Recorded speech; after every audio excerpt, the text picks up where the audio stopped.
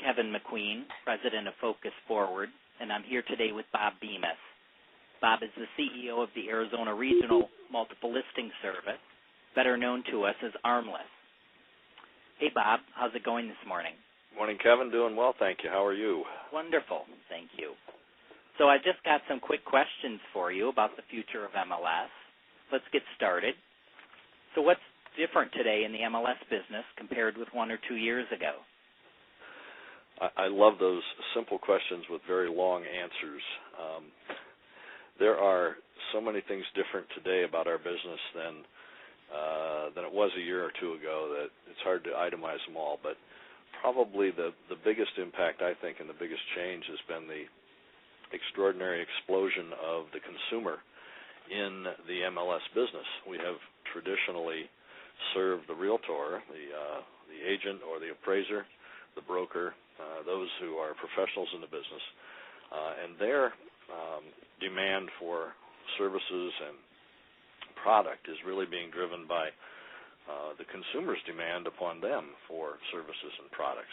The explosion of the Internet, while not a new trend, I think is growing exponentially.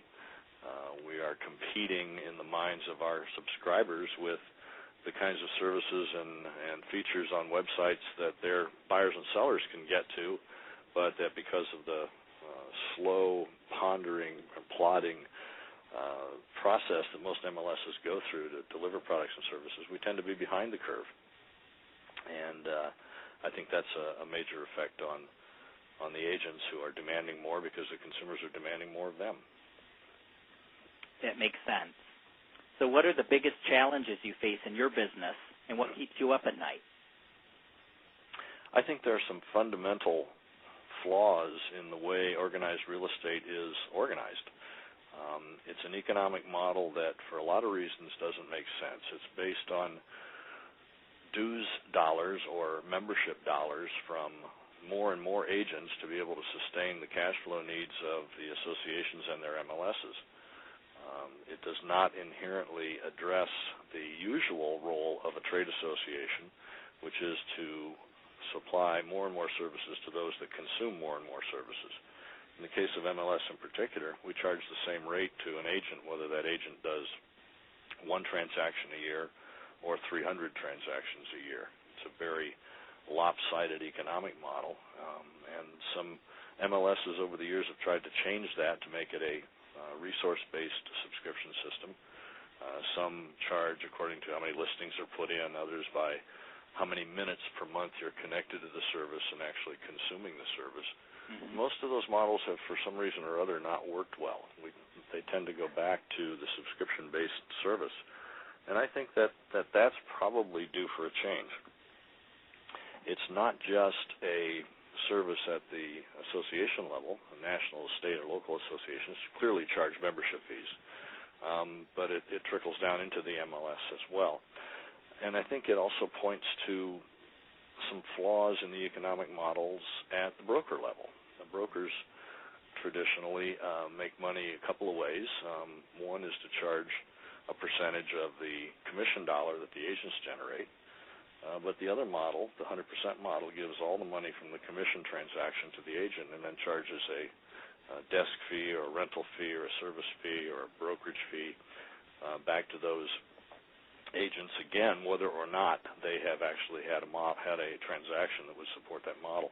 Mm-hmm. And I'm not sure that works in the face of, again, consumer demand for more services and for a pay-as-you-go type of service structure.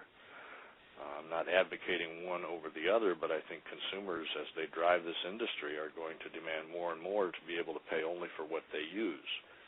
Back to the Internet, the consumer is doing more and more of the preliminary work, doing their own searching, identifying the house that they want, doing the research on it, using any number of different tools, and then coming to the broker for contract negotiation or legal issues or inspection services and so on. So I think that the industry as a whole needs to look at how the economics of this business are structured and address some of those deficiencies. Otherwise, somebody else is going to step in and do it for us.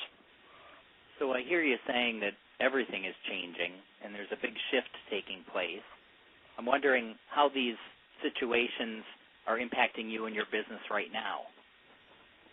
You know, we tend not to see incremental change in the business on a day-to-day basis or even a month-to-month basis. Mm-hmm. This industry tends to react to large shifts in focus. We wait until, to use the hackneyed expression, until the lion's coming over the hill before we get all excited and do something about it. I think we need to be more proactive, identify where those challenges are going to be coming from, how they're going to manifest themselves, and be ready to address them when they get here, or even better, do so before they get here so that the industry is leading the change rather than reacting to it. We have been traditionally a very reactive industry, and I think it's time to be a proactive and pro-change industry and do that kind of stuff before it gets to us. Yes. So how do you see the industry looking different in 2 or 3 years? You know, everyone keeps predicting there's going to be consolidation, and there is a slow, steady consolidation both at the association and the MLS level. I don't know that we're going to consolidate much more than we already have, but I think we do need to cooperate more, at least between systems. Mm-hmm. The model of the Carrot system in Southern California, where a number of MLSs maintain their identity but share data across very broad landscapes, is probably something that needs to be looked at by other MLSs that have remained isolationist and start recognizing that consumers are a very broad geographic-based entity, and they're going to want to look at information across broad areas of geography. The small, isolated MLSs need to recognize that and start cooperating with their neighbors in order to make this happen. I think that's something that we haven't emphasized. We've always talked about mergers and consolidation at the merger level. But the technology available to share data across broad areas is increasingly simple, much more available, and I think it needs to be one of the things that this industry looks at very closely. So I hear you saying that you're anticipating there will be more sharing of technology and data and information between the 900 MLSs. Is there anything else as you look forward to the future of MLS that you could anticipate? Well, I think there are a couple of big unknowns out there right now. Mm-hmm. The RPR project, which came on everyone's radar about a year ago when it was announced at the NAR in November of 2009, I think has yet to manifest itself and make its effect known on the industry. I think it's going to be a much broader effect than perhaps we'd originally anticipated, particularly when, again, it comes to data sharing. That platform allows MLSs to share data without any economic impact. There's no cost involved. Just tell people that they want to share, and it'll happen. It's not an MLS system per se, but it certainly is a step in the right direction. That initiative itself caused a number of other things to happen in its wake. We had 2 major data aggregators, First American CoreLogic and Move, Inc., the operators of Realtor.com, very shortly after the NAR's announcement, both came to market with either a data sharing product or another economic incentive product that could very much change the way MLSs do business.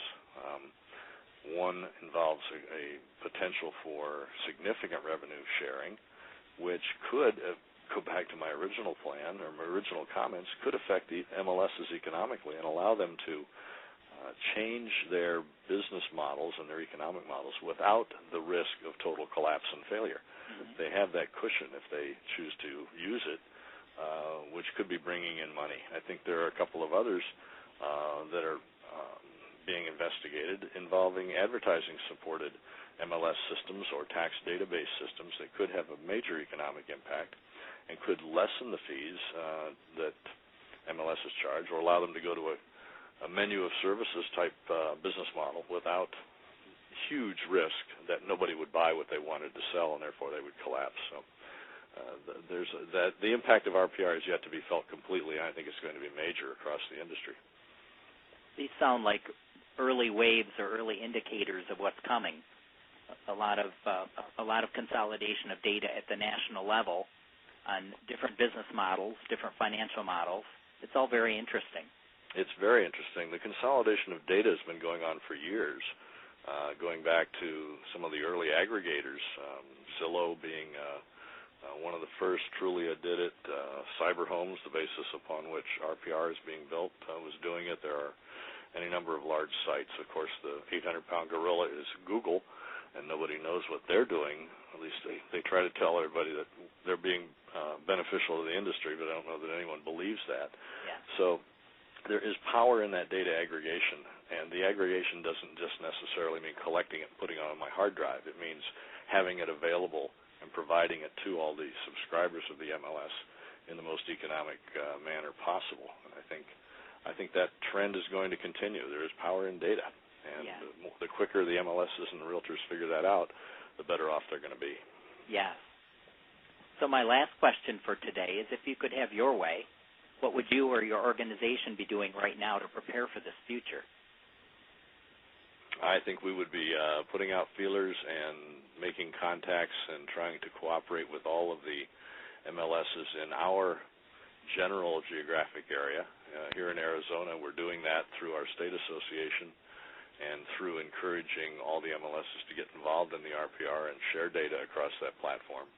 I think that's a step in the right direction, but I don't know that we need to confine ourselves to the borders of the state. I think it's reasonable that whole sections of the country could cooperate, and everyone benefit from that cooperation if they just decide to pick up the phone and call their neighboring MLSs and see what they could do together. There's strength in numbers, and I think the greater the numbers, the more strength that the organization has. NAR has proven that through its lobbying efforts over the years. I think the MLSs need to take a page from that book and try to do the same thing. Yes. Well, Bob, thank you so much for your time today and for sharing your thoughts with us about the future of MLS. My pleasure, Kevin. Glad to do it any time. Super. Thank you. Thank you. Bye-bye.